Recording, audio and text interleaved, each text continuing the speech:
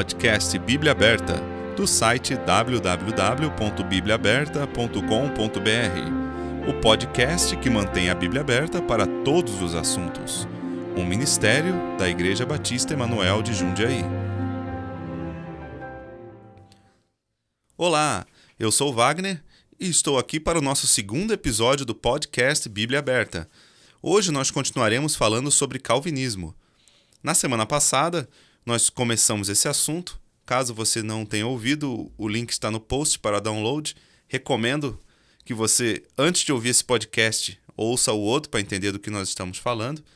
Nós falávamos na semana passada sobre o tulip, o que significava isso. Demos essa explicação do que significa cada uma dessas letras. Estou aqui com o pastor Tim e hoje vamos continuar falando do porquê essa doutrina é tão perigosa. Olá, Wagner, tudo bem? Tudo bom?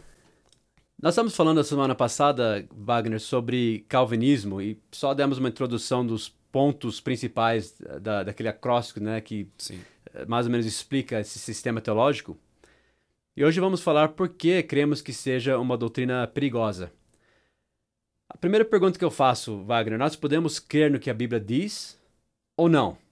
Bom, eu espero que sim, porque senão sobre o que a gente vai viver, né? Exato. E a Bíblia tem declarações claras. Sim. Por exemplo, em 1 Timóteo 2, 3 e 6, a Bíblia diz que Deus quer que todos os homens se salvem e venham ao conhecimento da verdade. Para mim já encerrou o assunto. Podemos parar de falar desse assunto já, Tem então, mais né? o que falar, Acabou. Né? Não entendo como alguém Era pode tirar. Isso, eu sei que tem muitas coisas difíceis na Bíblia, mas um versículo assim não deve ter nenhuma dificuldade em entender, né? Por isso, isso é bom e agradável diante de Deus, nosso Salvador, que quer que todos os homens se salvem. Sim. Tem versículos também, como 1 Timóteo 2, 3 e 6, que diz que Cristo se deu a si mesmo em preço de redenção por todos, Certo. para servir de testemunho ao seu tempo. 2 Pedro 3 e 9, ele não quer que alguns se percam, senão que todos venham a arrepender-se. São versículos claros, Sim. que mostram que Deus quer salvar a todos, né? Esse é o desejo dele. Então, isso deveria bastar. Agora, a gente precisa de um teólogo, né, grande estudante da palavra de Deus, para reinterpretar esses versículos para nós? Eu creio que não. É verdade. Deixa eu dar alguns frutos que eu creio que sejam frutos nocivos da doutrina calvinista. Certo. E alguns desses pontos eu tirei de uma mensagem do evangelista Ron Comfort, que é o fundador do Ambassador Baptist College, Faculdade Batista Embaixador, da Carolina do Norte. Primeiro, eu creio que infama o caráter de Deus. Apresenta uma imagem deturpada do caráter de Deus. Nós vemos na Bíblia, é a Bíblia que fala sobre Deus, né, para nós, que revela Deus para nós.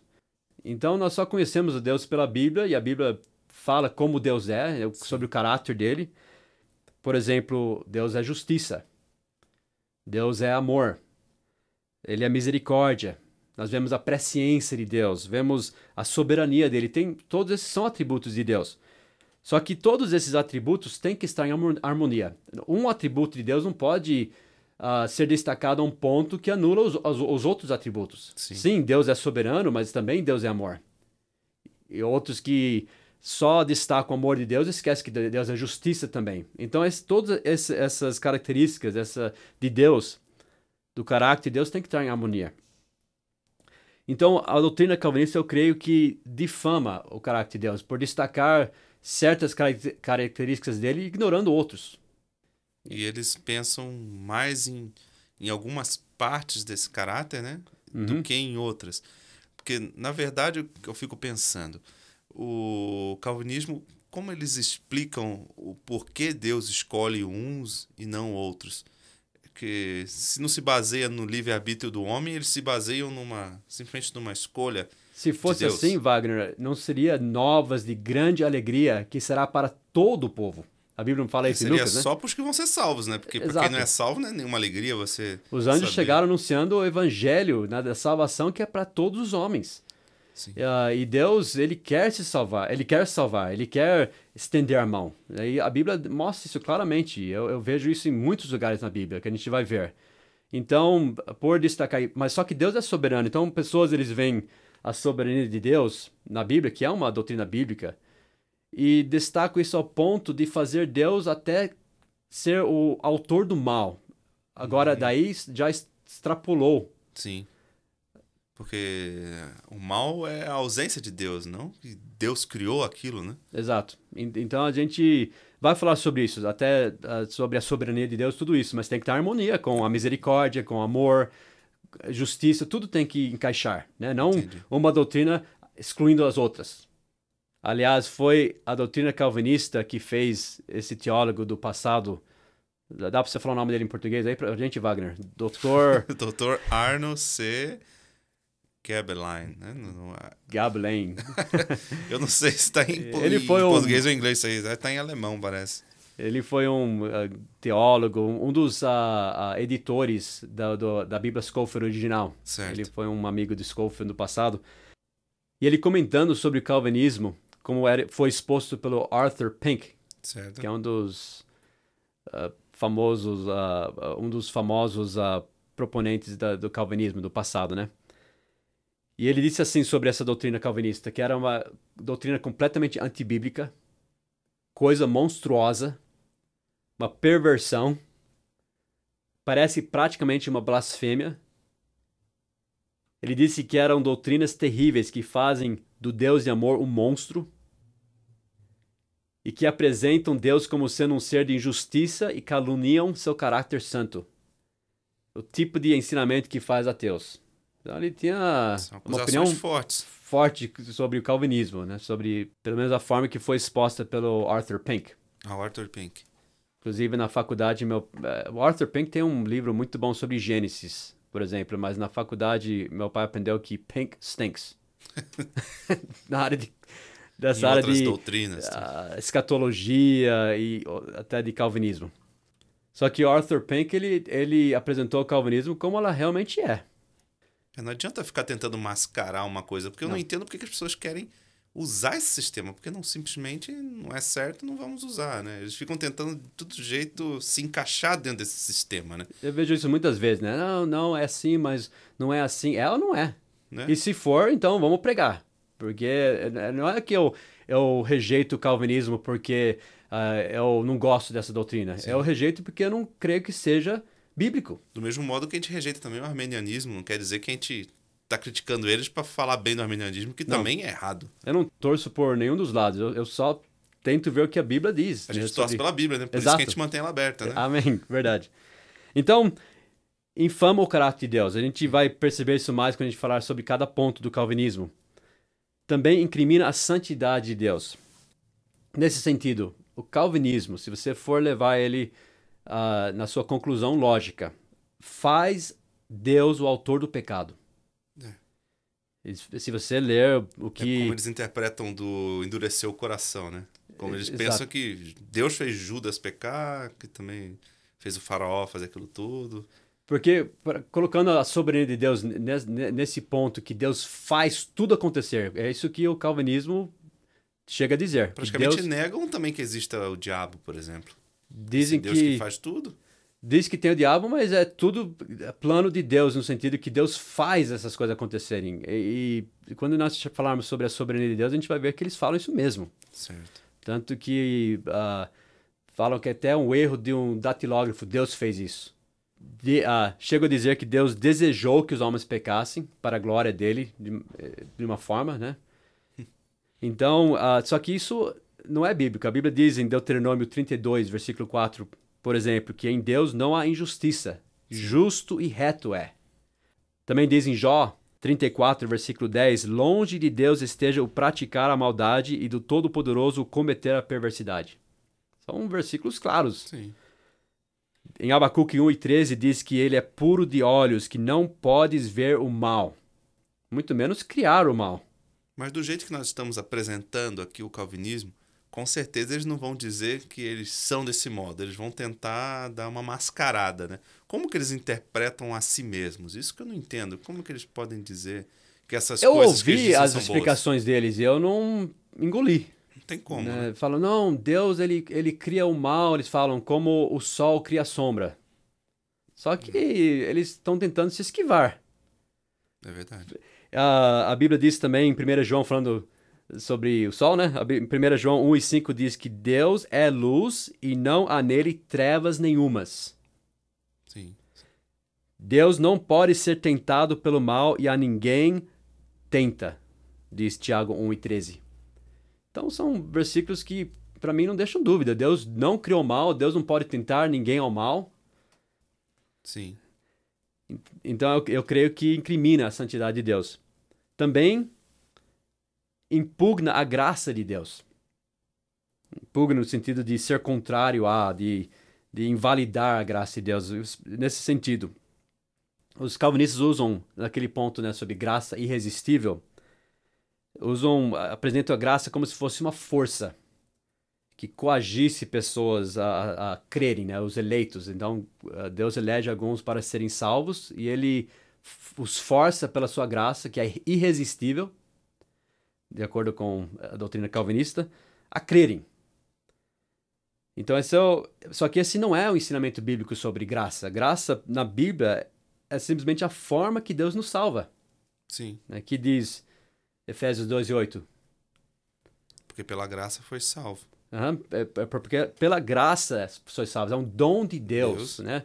É a forma que ele nos oferece salvação gratuitamente, mediante a fé, com base única e exclusivamente nos méritos de Cristo Jesus. Então, graça nem é uma força, graça é o dom de Deus, a forma que ele nos salva. Então, aí cria um paradoxo. De compreender isso. Eu não entendo por que há essas dúvidas e por que é tão difícil aceitar que o homem tem livre-arbítrio. Na vida inteira nós vemos isso. E por que isso? Para ser salvo você não teria o livre-arbítrio. Eles acham que o livre-arbítrio... A gente vai falar mais sobre livre-arbítrio até quando falarmos sobre a soberania de Deus. Mas eles acham que, de alguma forma, isso limita Deus ou faz Deus dependente dos homens. Só que... Você pode ficar como os armenianos, dizem, né, que você uma hora aceita, outra hora não, uma hora aceita, outra hora não, né? Na verdade, você nunca foi, né? Aliás, nosso próximo podcast eu acho que pode ser a diferença entre armenianismo e o calvinismo e o que nós somos. Nós somos armenianos ou calvinistas? Sim. Seria bom falar sobre isso, né? Vamos entender que nós somos bíblicos, né? Isso, nenhum dos dois. Você não precisa ser nem armeniano nem calvinista. Seja bíblico, veja onde que a Bíblia te leva e siga, né? Sim. Mas a Bíblia fala que a graça salvadora de Deus se há manifestado a todos os homens. Sim. Então não é algo irresistível, é o que Deus oferece para os homens. Não, então, por conta disso que Deus é justo, né? Porque ele apresenta para todos os homens, não só para alguns ou para outros. E você falou de mais uma das características de Deus, do caráter de Deus. Ele é justo. Sim. Ele é imparcial. Vou falar, esse vai ser o nosso próximo ponto. Eu creio que a doutrina calvinista implica parcialidade. Então, de acordo com esse sistema, né, de calvinismo, Deus arbitrariamente escolhe quem irá para o céu e quem irá para o inferno, simplesmente na base da escolha dele arbitrária. Então, por exemplo, até o próprio Calvino, entre muitos erros dele, ele ensinou, por exemplo, que o batismo infantil fazia desses filhos de pessoas que moravam em Geneva, naquela época, fazia deles eleitos. Então, você vê como que essa doutrina pode levar a muitos outros erros também. E não faz nem sentido isso que ele está falando, né? É a mesma coisa que achar que o filho de crente é crentinho, só porque nasceu de um cristão. Na época de Calvino, então, só quem era da cidade de Geneva eram os eleitos. E era assim, né? Eles até forçavam pessoas a se conformarem. Esse também é um assunto bem controverso que um dia a gente pode tratar também sobre batismo, né? Porque eu ouço de batismo de criança, tem igrejas... Não só os católicos, mas tem igrejas que praticam isso, achando que é a nova circuncisão e vão longe nisso. Se eu fosse ser calvinista, Wagner, eu iria querer ser presbiteriano. Com certeza. Porque a única forma... Se você quer realmente seguir o sistema de Calvino, é melhor você pegar o pacote inteiro, porque era a única forma deles garantirem que os filhos deles eram eleitos, era o batismo infantil. Aí se você pega o pacote inteiro, você vira milenista. Vai virar milenista, vai virar presbiteriano. Aí você vai longe. Enfim, para mim, engole o pacote inteiro. É verdade. Né? Mas a Bíblia diz que a sabedoria que vem do alto é sem parcialidade. Em Tiago 3, versículo 17. Também diz em Atos 10, versículo 34, dizendo que falando sobre Deus e o julgamento de Deus, Paulo disse que Deus não faz acepção de pessoas. Ele vai julgar todos os homens, ele não faz acepção de pessoas. Romanos prova isso, inclusive, Sim. sobre a imparcialidade de Deus. O homem vai ser julgado e ele é sem desculpa, não importa se é judeu, se é gentil, todos têm luz, todos têm revelação de Deus. É isso que Deus estava provando em Romanos 1, 2, 3. Sim. Pedro disse em 1 Pedro 1,17 que Deus vai julgar, ele diz assim, o Pai que sem acepção de pessoas julga segundo a obra de cada um. Então, tá vendo? Ele julga sem parcialidade, sem acepção de pessoas. Sim. Porque ele é justo.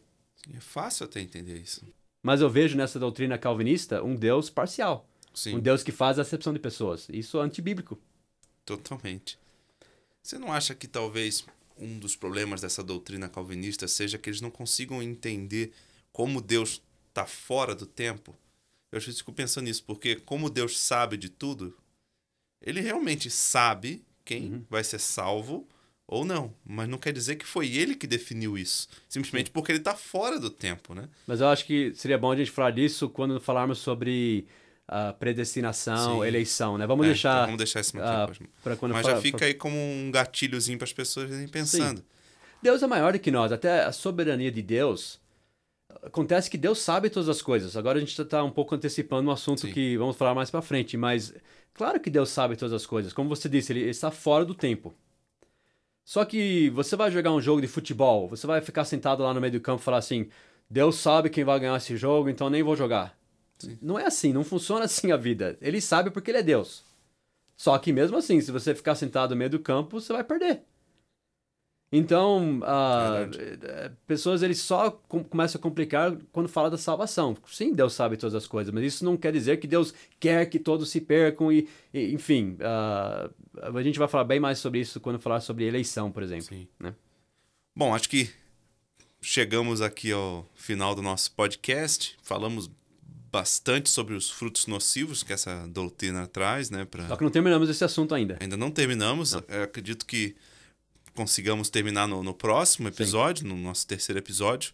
E obrigado, né, pela audiência de vocês que nos ouviram. E espero que fiquem aí. No próximo episódio, na semana que vem, nós já estaremos tratando sobre esse assunto. E Wagner, se alguém tiver uma pergunta Sim. sobre esse assunto já, se quiser dar nosso e-mail, eles podem mandar e a gente vai Sim, nós temos já respondendo. Um e-mail que é o contato@bibliaaberta.com.br. E tem mais contatos também. Você pode mandar a pergunta que você quiser, que nós iremos responder aqui no programa com todo o prazer. Muito obrigado. Obrigado, Pastor Tim, por mais esse dia aí. Obrigado, Wagner. E até a próxima. Até a próxima semana.